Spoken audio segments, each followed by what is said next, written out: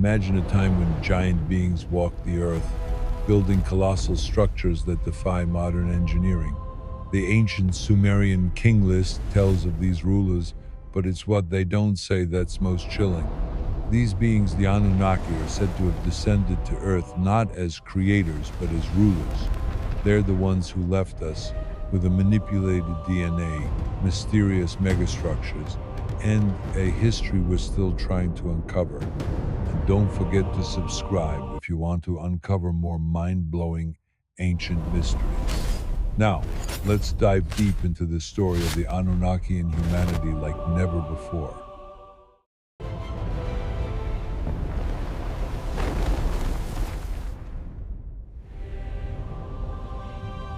According to interpretations by the author Zecharia Sitchin, based on thorough analysis of ancient Sumerian tablets, the Anunnaki were advanced extraterrestrial beings originating from a mysterious planet known as Nibiru. This celestial body was not just a distant planet, but the home of a highly advanced civilization. However, Nibiru faced a catastrophic ecological crisis of unprecedented scale. The planet's atmosphere was deteriorating rapidly due to extreme environmental degradation, creating a life-threatening situation for the Anunnaki. In their desperate search for a solution, the Anunnaki scientists discovered a unique property of gold.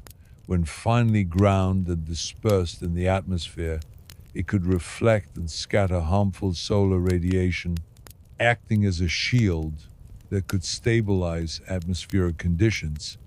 The realization that this precious metal was not just valuable for its economic worth, but vital for planetary survival, transformed the Anunnaki's mission into a race against time. Determined to secure enough gold to save Nibiru, the Anunnaki constructed spacecraft equipped with anti-gravitational propulsion technology.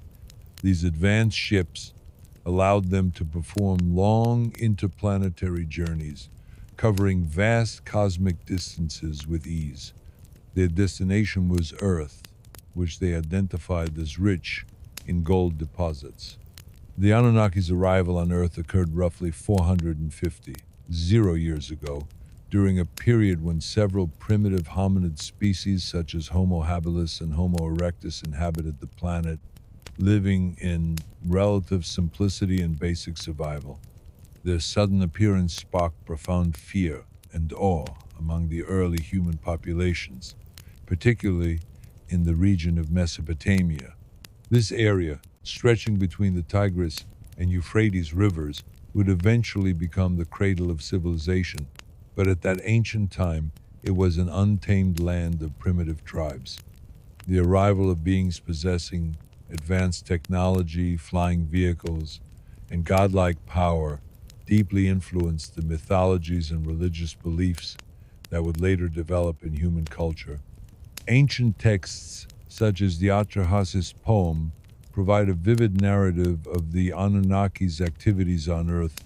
The Igigi, described as secondary gods, were tasked by the Anunnaki to perform the grueling work of mining precious resources. The poem recounts, "When the gods toiled, the burden was too great, the labor too grueling. Over time, the harsh physical labor, combined with long hours and dangerous conditions, exhausted the Igigi. Their rebellion was historic. They not only destroyed their mining tools, but also surrounded the House of Enlil, one of the most powerful Anunnaki deities, demanding an end to their suffering and exploitation. This crisis of labor forced the Anunnaki to reconsider their strategy. In a revolutionary and controversial move, they decided to create humanity itself as a new labor force. According to the Atrahasis poem, the Anunnaki mixed clay with the blood of a sacrificed god, giving rise to humans imbued with a divine essence, purpose-built to carry out the arduous work in place of the Igigi. The newly created humans were designed not as equals, but as subordinates, slaves intended to perform the tasks the gods no longer wished to endure. Yet, Zecharia Sitchin's modern interpretation offers a more scientific perspective on this ancient myth. He proposed that the Anunnaki did not literally use clay and blood, but employed advanced genetic engineering techniques, far beyond anything primitive humans could have imagined. Rather than starting from scratch, the Anunnaki selected a pre-existing hominid species, most plausibly Homo erectus, and altered its DNA with precision. This manipulation accelerated evolution, combining extraterrestrial knowledge with earthly genetics, resulting in the birth of Homo sapiens. Sitchin argues that this genetic modification explains why humans possess intellectual, social, and technological capabilities far surpassing those of other hominid species.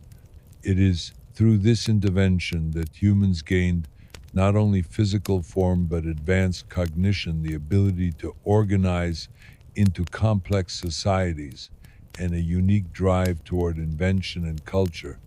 Thus, the creation of modern humankind was not merely a mythological story of divine whim, but a calculated act of genetic engineering aimed at resolving an interstellar labor crisis. This remarkable intersection of ancient myth and cutting-edge hypothesis sheds new light on the very origins of human civilization, suggesting that our existence was deeply intertwined with the needs of extraterrestrial visitors. The first human being created by the Anunnaki was named Adamu, a name deeply linked to ancient terminology. In Hebrew, Adama means earth or clay, reflecting the mythological idea that humans were formed from earthly material. Adamu was not an ordinary hominid.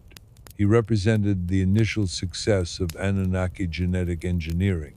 Possessing enhanced biology, superior physical attributes, and a significantly advanced intellectual capacity, Adamu was carefully designed to be ideal for the rigorous labor the Anunnaki required. His superior cognitive abilities enabled him to grasp complex tasks, understand rudimentary engineering principles, and organize primitive forms of society. In parallel, ancient religious texts describe a similar story. The book of Genesis recounts that then the Lord God formed man from the dust of the ground and breathed into his nostrils the breath of life, and the man became a living being. In this account, Adam was not created primarily for labor but as the first inhabitant of the idyllic Garden of Eden. The biblical tree of knowledge of good and evil symbolizes the acquisition of forbidden wisdom. When Adam and Eve consumed the fruit from this tree, they gained profound knowledge, ultimately resulting in their expulsion from Eden.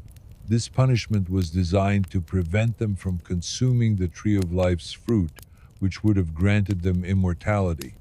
However, Zecharia Sitchin offered a radically different interpretation of this ancient myth. According to his research, the Garden of Eden was not a spiritual paradise, but rather a strategic base of operations established by the Anunnaki. This site, located in the region we now know as Mesopotamia, was referred to as the Eden, which in Sumerian likely meant a steppe or fertile plain. Far from being a mystical garden, the Eden was actually a type of advanced laboratory and genetic research facility, where the Anunnaki conducted experiments in human genetic modification. Within this controlled environment, Enki, one of the foremost Anunnaki leaders and the god of wisdom and science, played a central role in the creation and development of humankind. Enki advocated for empowering humans by granting them knowledge, understanding that a skilled human workforce would serve the Anunnaki's long-term interests better than relying solely on the unreliable and rebellious Igigi. In stark contrast, his brother Enlil, who oversaw law enforcement and security, feared that endowing humans with too much knowledge would render them uncontrollable and a threat to the Anunnaki's authority. This fundamental disagreement created deep political tensions and family drama within the Anunnaki hierarchy. Once the first generation of genetically enhanced humans was successfully created, they were allowed to multiply and organize into early tribes and societies. The primary purpose remained clear. Humanity's role was to take over laborious tasks, especially mining gold and other precious resources, which the Igigi had refused to continue. The humans quickly became an essential workforce, efficiently replacing the rebellious secondary gods. But the Anunnaki did not stop at using humans as mere workers. They also imparted significant portions of their knowledge to humanity, acting as ancient teachers. Fields like astronomy, advanced mathematics, architecture, and agriculture were shared with early humans, setting the foundation for the rapid development of civilization. This imparting of knowledge created the core of early human culture and advancement, sparking the construction of monumental structures, the observation of celestial bodies, and the systematic cultivation of land. At the top of the Anunnaki hierarchy was Anu, the supreme king of the Anunnaki pantheon. As the ultimate ruler, Anu had the final say in all political and scientific decisions. His offspring, particularly Enki and Enlil, often clashed in their visions for the future of humanity and the Anunnaki's presence on Earth. Enki's benevolent approach aimed to foster a productive and knowledgeable human race, while Enlil's authoritarian stance prioritized strict control and limited empowerment of mankind. Through this dynamic and often volatile power structure, the Anunnaki managed not only their survival and resource extraction needs, but also laid the groundwork for the evolution of human society. In this light, the ancient mythological stories of gods and creation are reinterpreted as a reflection of actual historical events, where extraterrestrial beings shaped the destiny of Earth and its inhabitants. Thus, the origin of humankind was neither purely divine nor entirely coincidental. It was a purposeful genetic experiment, orchestrated by the Anunnaki to address their labor crisis, while subtly embedding humanity with knowledge and capabilities that would one day allow them to evolve beyond their original purpose. Curious to learn more about Adamu and the first human's life? Comment below and we'll explore their full story in the next video. According to Zecharia Sitchin's controversial hypothesis, the advanced technology and extraordinary longevity of the Anunnaki led ancient humans to venerate them as literal gods. Their immense power and knowledge, so far beyond what early humans could comprehend, naturally elevated them to the status of divine beings in early mythologies. The Anunnaki are consistently described as towering beings standing between 10 to 16 feet tall, approximately 3 to 5 meters, far larger than any human. Their imposing stature alone would have created a sense of awe and reverence. Ancient Mesopotamian artifacts and carvings depict them with large, elongated skulls, perhaps symbolizing an advanced intellect and otherworldly origin.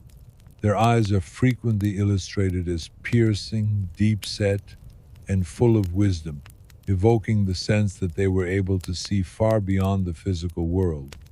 In many accounts, the Anunnaki are described as having golden or bronze-toned skin, further distinguishing them from ordinary humans and reinforcing their divine status. This metallic hue was often interpreted as a sign of their extraterrestrial heritage, possibly linked to their advanced technological background. Their garments were equally extraordinary, elaborate robes or armor-like suits crafted from materials unknown to early humans. These outfits were more than simple clothing. Some depictions suggest that the attire incorporated advanced technology capable of energy manipulation or protection against harsh environments. The visual representations of these garments hint at a civilization far beyond the technological level of the time. Interestingly, some ancient carvings and reliefs show the Anunnaki with wings, a common symbol of divinity in Mesopotamian iconography. These wings were likely symbolic of their ability to travel between dimensions, planets, or realms of existence. Scholars and enthusiasts speculate that the Anunnaki used technology that could simulate supernatural abilities such as levitation, telepathy, and even time manipulation, giving them a godlike reputation in the eyes of primitive humans. For thousands of years, the Anunnaki remained deeply involved in human affairs.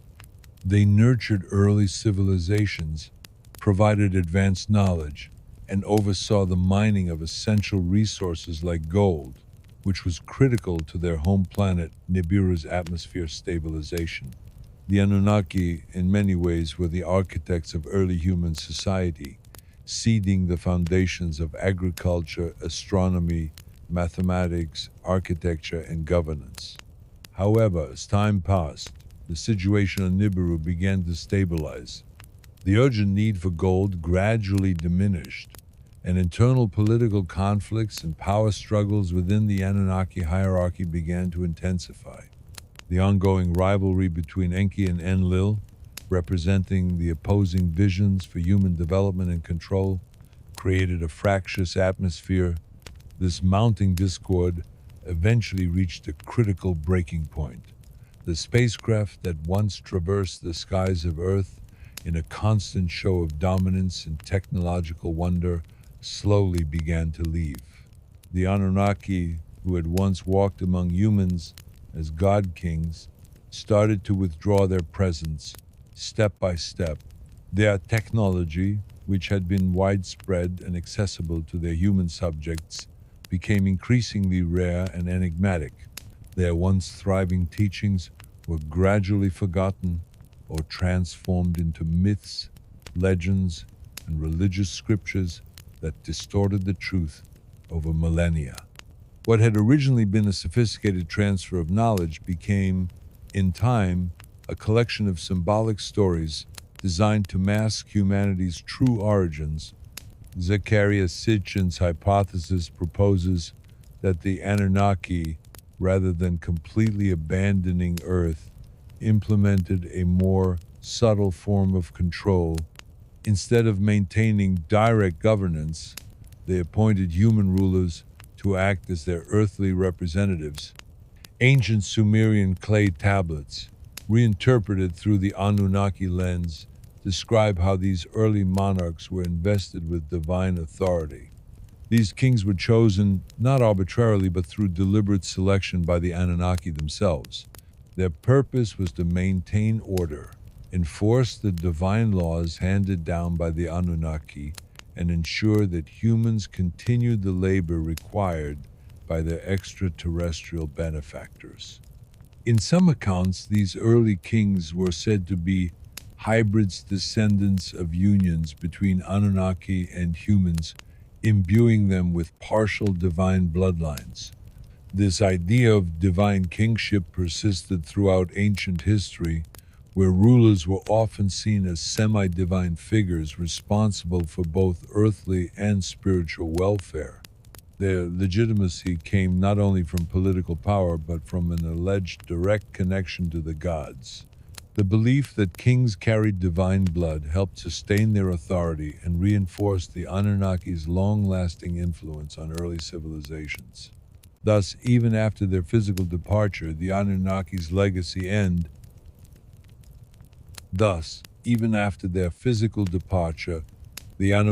legacy endured through a system where human leadership was modeled after their advanced knowledge and hierarchical structure.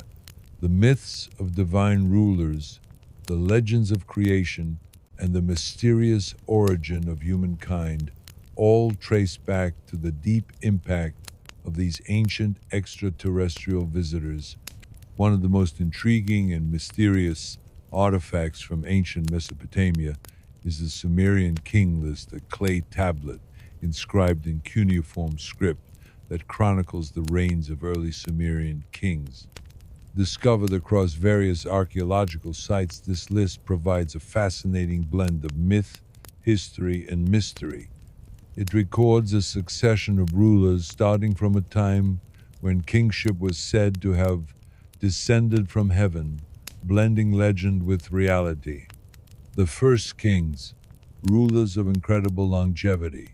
According to the king list, the very first king to reign over Sumer was Alulim, who astonishingly ruled for 28,800 years. He was followed by Alalgar, governing for 26,0 years, and Enmenluana, who reigned over Bad Tibira for an incredible 43,200 years. These reigns are far beyond the scope of normal human lifespans, raising a profound question. Could these figures represent Anunnaki rulers or human Anunnaki hybrids? Sitchin's interpretation suggests that these prolonged reigns were not mere exaggerations or symbolic tales, but literal reflections of the fact that the Anunnaki coming from the planet Nibiru had vastly different biological and temporal cycles.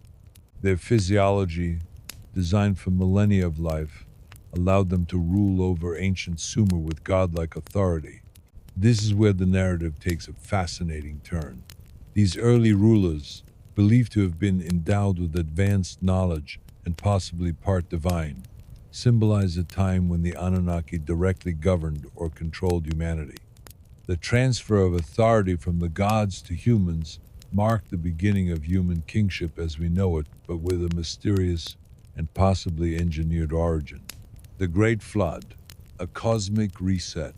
As humanity's numbers swelled and their disobedience grew, the Anunnaki, according to Sitchin's controversial theory, grew weary of their creation. The escalating tensions culminated in a dramatic decision, a cataclysmic flood meant to cleanse the earth.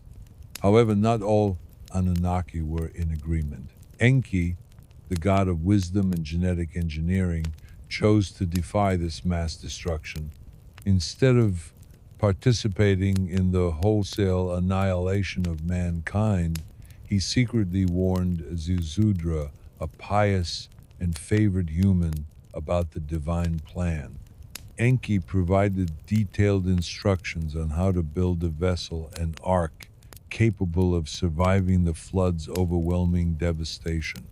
Ziusudra's story is one of the earliest recorded flood narratives in human history. It foreshadows the much later epic of Gilgamesh, where Utnapishtim recounts his own survival.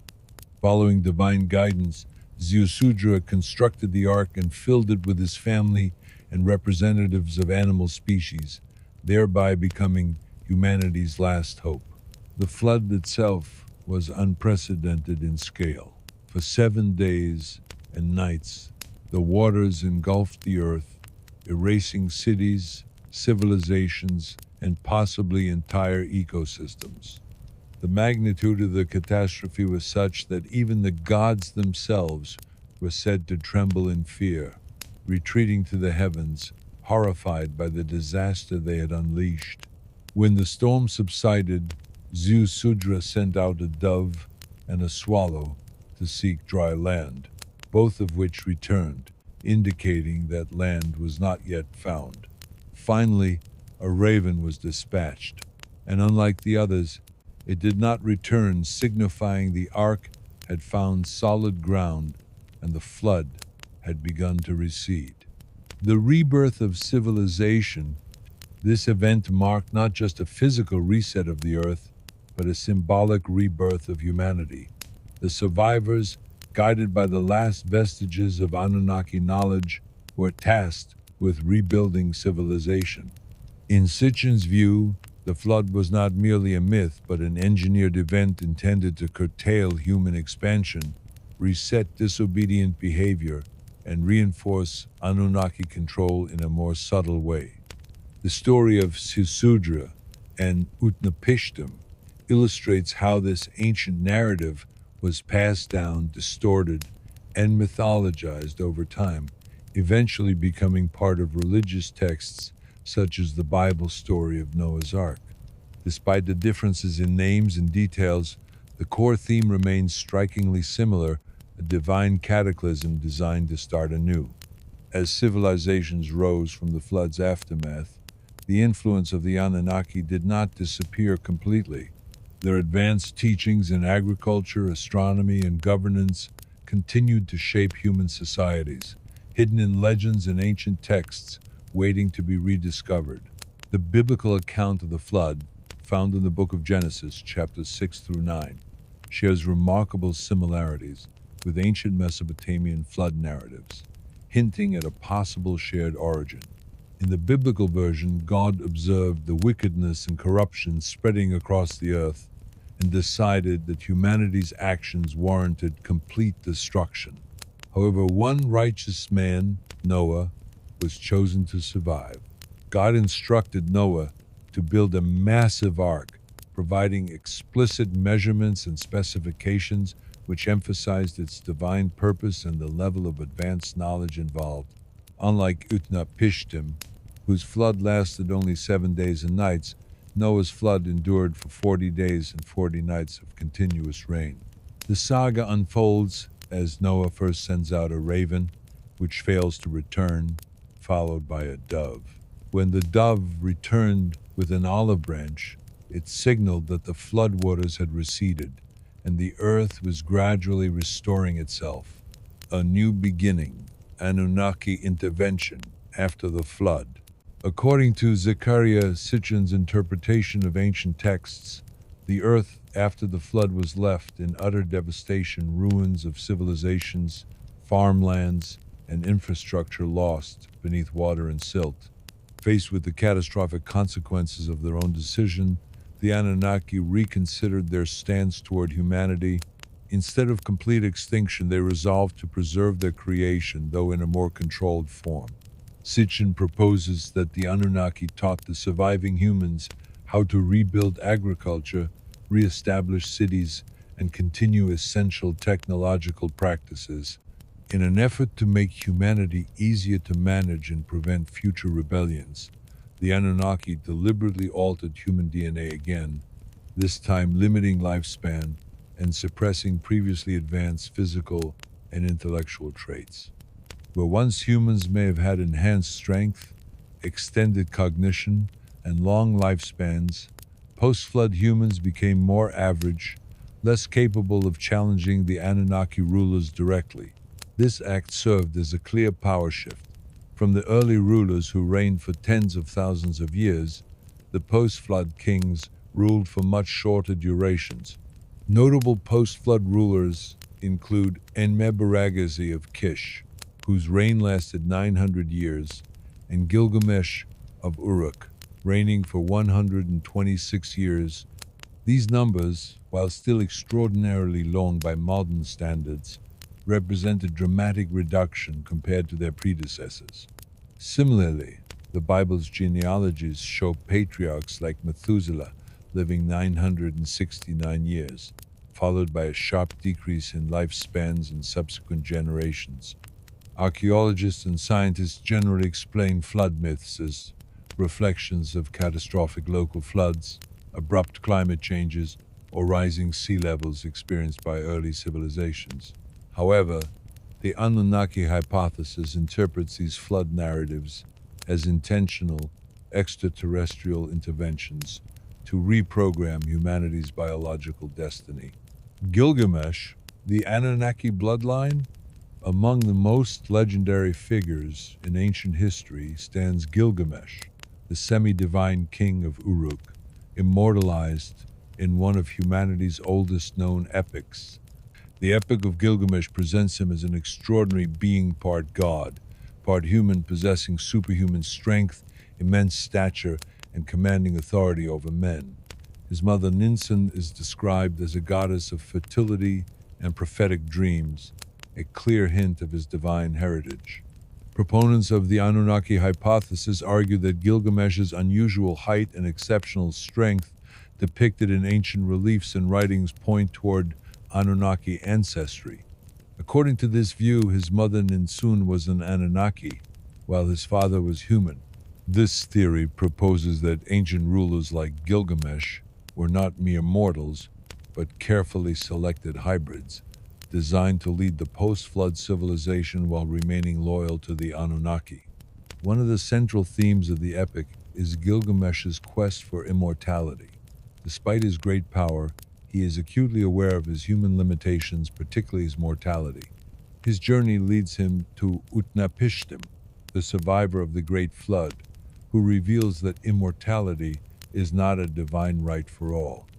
Instead, Utnapishtim discloses the existence of a special plant at the bottom of the sea that can restore youth. In a dramatic turn, Gilgamesh successfully retrieves the plant, only to have it stolen by a serpent while he rests. This symbolic event teaches him that true immortality does not lie in endless life, but in the legacy one leaves behind, the civilization built, the knowledge passed on, and the stories told.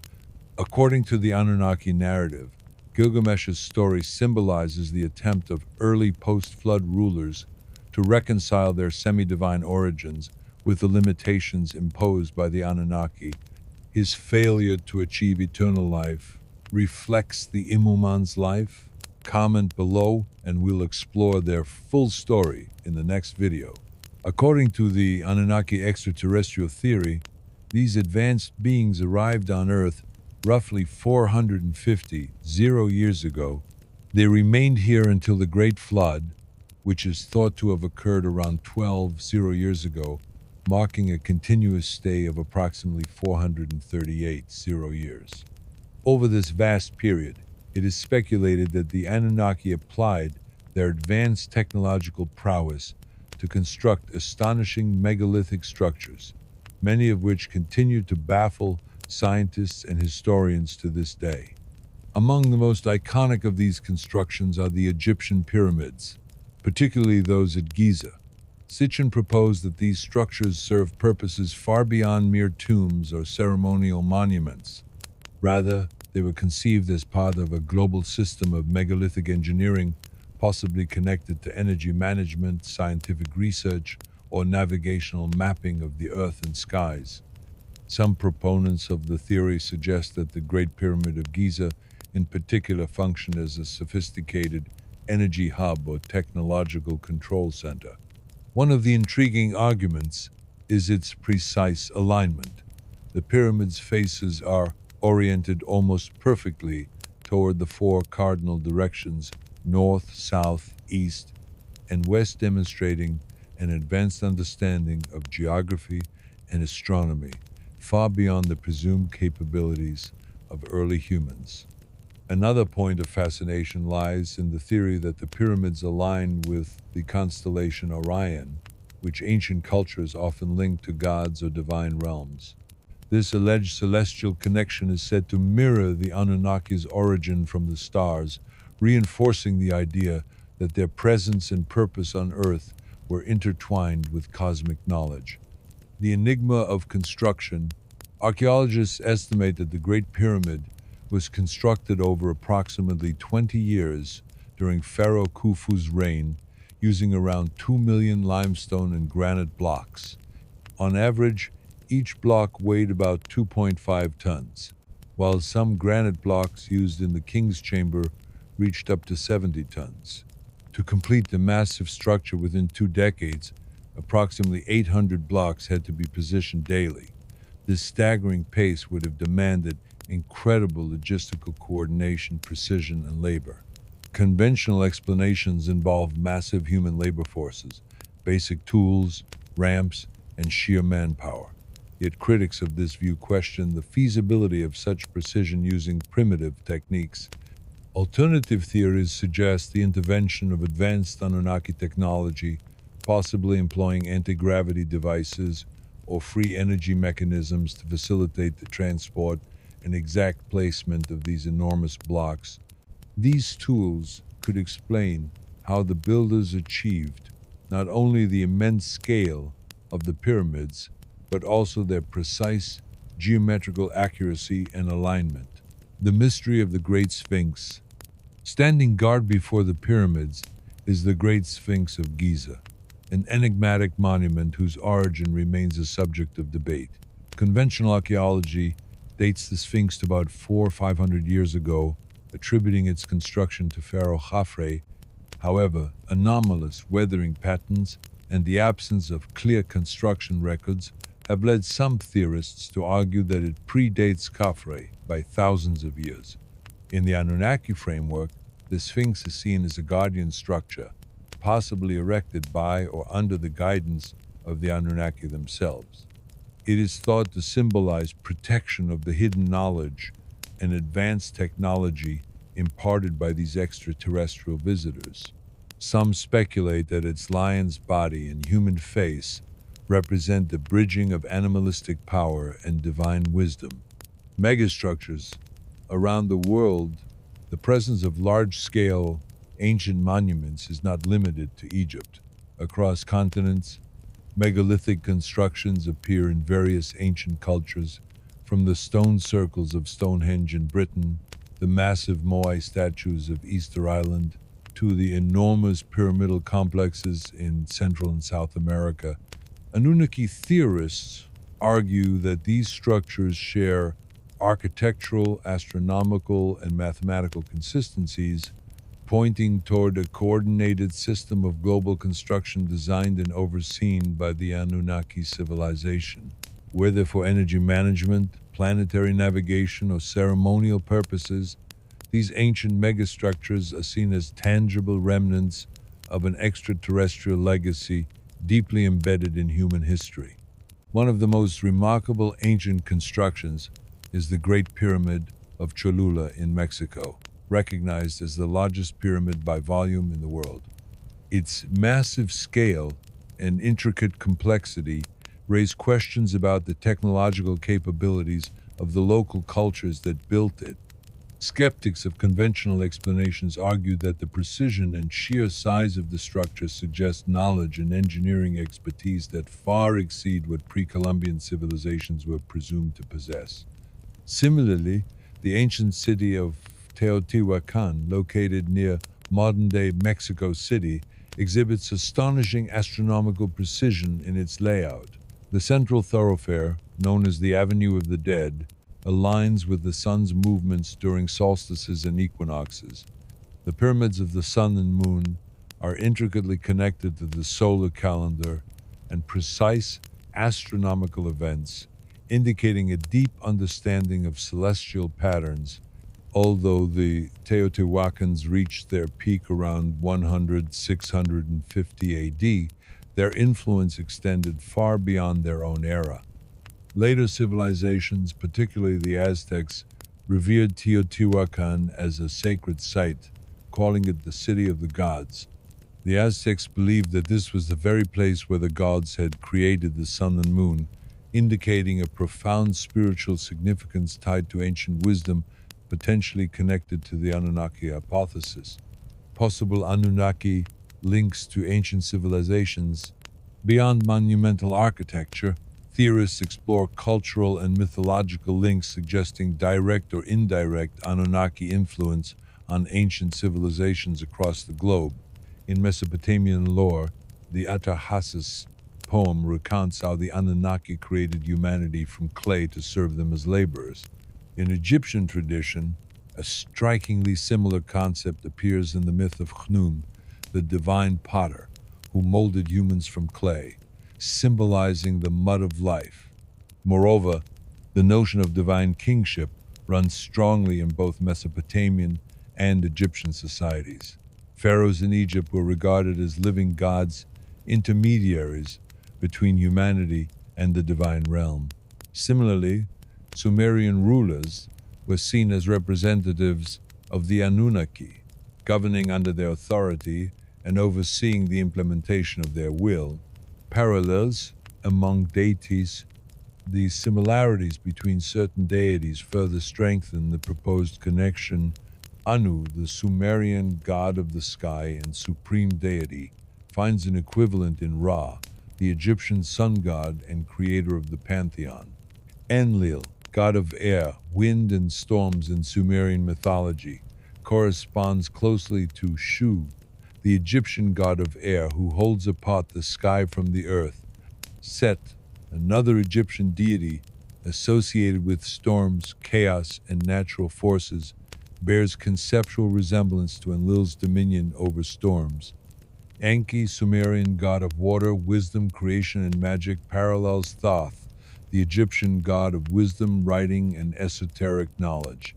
Additionally, Ptah, the Egyptian god of craftsmanship and creation, reflects aspects of Enki, emphasizing the theme of divine artisanship. Both cultures also portrayed their gods with hybrid or animal-like features, signifying a deeper symbolic meaning. Egyptian deities such as Horus falcon-headed and Anubis jackal-headed share a visual similarity to Anunnaki representations, often shown as powerful humanoids with imposing stature and divine insignias. Pharaohs such as Ramses II were frequently depicted as colossal superhuman figures, suggesting a deliberate attempt to emphasize their connection to the divine, possibly influenced by Anunnaki doctrine. This cross-cultural commonality fuels the hypothesis that the Anunnaki played a foundational role in shaping not just Mesopotamian society, but various ancient civilizations across the globe, embedding their advanced knowledge in myths, governance, and monumental achievements. Pharaohs, celestial knowledge, and the Nephilim connection. Some proponents of the Anunnaki theory argue that ancient Egyptian pharaohs may have possessed genetic links to the gods themselves. This notion stems from the belief that these rulers were more than mere mortals, that they were direct descendants of divine beings, specifically the Anunnaki, blending human and extraterrestrial lineage. Such a connection would explain their seemingly superhuman abilities, advanced wisdom, and status as semi-divine intermediaries. Both the Sumerians and the Egyptians demonstrated extraordinary mastery of astronomy. The Sumerians meticulously crafted star maps and celestial calendars based on the movement of planets, stars, and the moon, allowing them to accurately predict solar and lunar eclipses as well as other astronomical events. The development of a sexagesimal, base 60 numerical system forms the foundation of how we measure time today, 60 seconds per minute, 60 minutes per hour, underscoring their lasting influence. The Egyptians, too, had deep astronomical knowledge. They were pioneers of the 365-day solar calendar, aligned important monuments like the pyramids with constellations, especially Orion, which they associated with Osiris, the god of the afterlife. Their advanced grasp of arithmetic, geometry, and medicine is evident from their architectural precision and medical papyri. This fascination with the heavens points toward the belief that their gods were not of earth, but originated in the stars. The shared cultural pursuit of immortality stands out.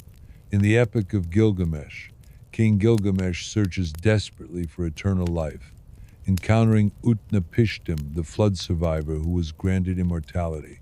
Meanwhile, Egyptian pharaohs constructed vast, intricate tombs like the Great Pyramid, believing that these elaborate monuments would secure their eternal place in the afterlife.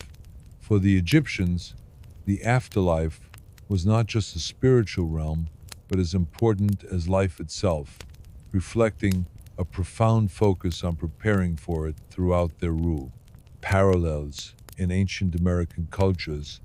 Anu, the supreme Sumerian sky god, may be compared to the Mayan god Itzamna or the Aztec deity Ometeotl, both considered creator gods responsible for forming the universe. Similarly, Enlil, the Sumerian god of air and storms, corresponds to the Mayan god Huracan or the Aztec god Tlaloc, both intimately linked to weather phenomena and storms. Enki, the god of wisdom, creation, and water, finds his counterpart in Quetzalcoatl, venerated by the Olmecs, Mayans, and Aztecs. Quetzalcoatl is often depicted as a feathered serpent, associated with wind, knowledge, and occasionally the planet Venus, another celestial body connected to ancient mythologies.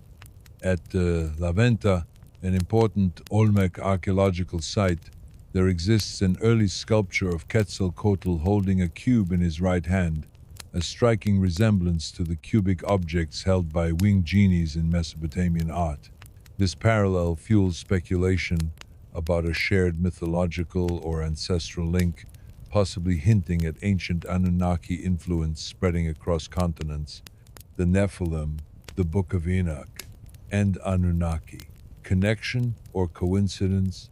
The Book of Enoch, an ancient Jewish text excluded from most biblical canons except the Ethiopian Orthodox Church, contains fascinating apocalyptic visions and accounts of fallen angels, giants, and the cosmic order. It narrates how Enoch, the biblical patriarch, was taken to heaven, where he was shown the vast workings of the universe, receiving knowledge of the stars and mankind's destiny. Some theorists suggest that these experiences reflect encounters with the Anunnaki, that they transported Enoch aboard a spacecraft, revealing distant planets and cosmic architecture unknown to humanity. Within the text, the Watchers are described as celestial beings who took human wives, producing a race of giants called the Nephilim. This act was deemed transgressive, leading to the Watchers being labeled fallen angels hunted by loyal angels. These fallen Watchers are said to have shared advanced knowledge, skills, and technologies with humans, ranging from metallurgy and astrology to magical rites and architectural techniques. Proponents of the Anunnaki theory argue that this transfer of technology represents the initial awakening of human civilization, instigated by beings from beyond Earth rather than pure myth. The Nephilim, described as colossal beings with extraordinary strength, are said to be the offspring of the fallen Watchers and human women.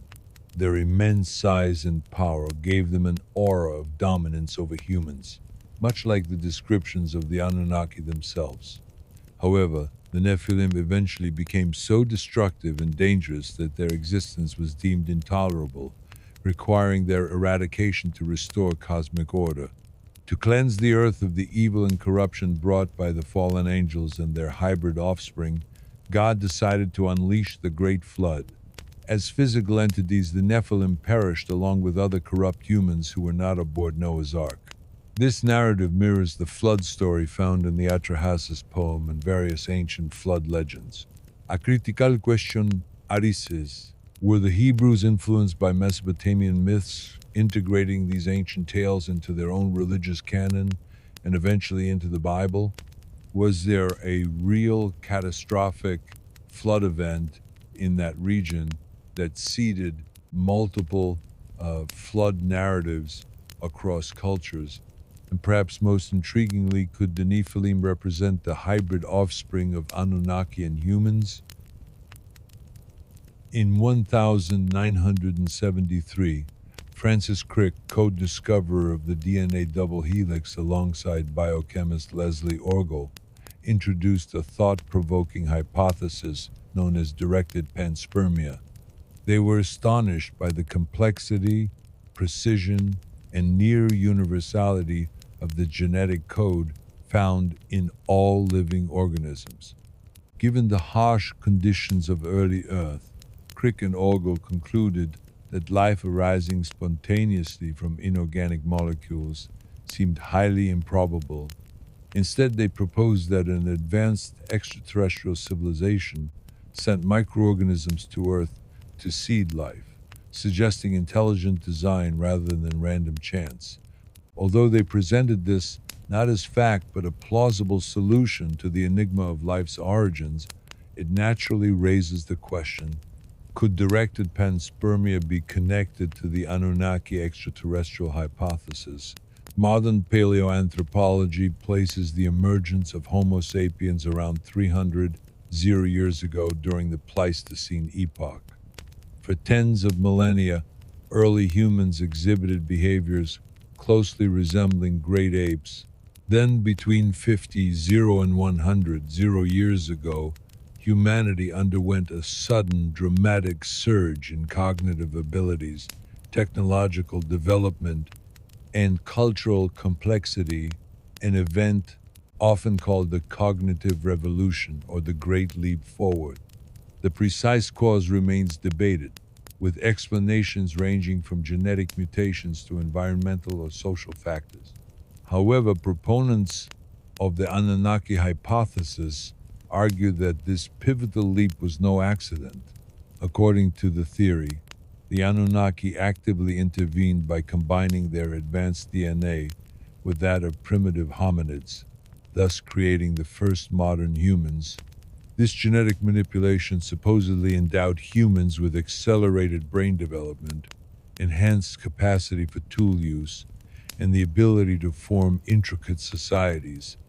While mainstream genetic science offers no concrete evidence supporting this idea, several peculiar aspects of human biology stir further speculation.